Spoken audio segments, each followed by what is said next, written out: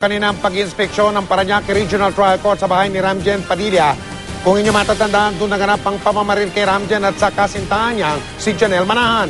Napansin ng prosekusyon, pati na ng depensa, na palpak nila ang pangangalap ng ebidensya ng mga pulis. Nakatutok si June Veneracion. Sa loob ng kwarto ng napastang na aktor na si Ramjen Revilla, makikita pa rin ang naiwang dugo ang unan at sapatos ng kasintahang si Janelle Manahan. Isa ito sa mga pinuntahan sa ocular inspection ng Parañaque RTC Branch 274 sa pangunguna ni Judge Fortunito Madrona. Natuloy ito dahil kumpleto na ngayon ang lahat ng mga nakakulong na akusado sa pangunguna ng kapatid ng biktima na si Ramon Joseph o RJ Bautista.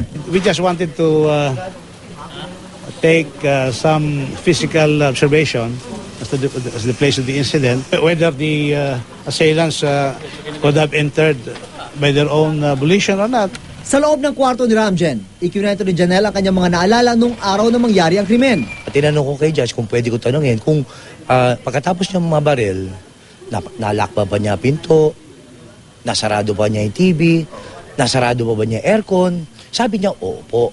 Hindi naman makapaniwala ang kapatid ni Ramjen at RJ na si Ruben sa salaysay ni Janelle. Lalo't may tama ito ng bala noon sa muka. Nagda-doubt lang ako, parang paano mo pa mabubuksan, mapapatay yung aircon kung nabaril ka na ng ganun. Ayon sa kampo ni RJ, lumabas sa ocular inspection na malabong makita ng testigo at driver ni Ramjen na si Ronald Angcahas mula sa kanyang kwarto na umalis si RJ matapos ang krimen. Saan sila lumalabas? Doon naman sila lumabas eh. Tingnan nyo na lang. Sa pagdoon hindi lumabas. Hindi kita. Hindi kita. You should be interviewing Ronald Angcahas then. Sige, Ano na lang. Bakas kayo sa loob ng ano. pero kinontra ito ng kampo ng prosekusyon.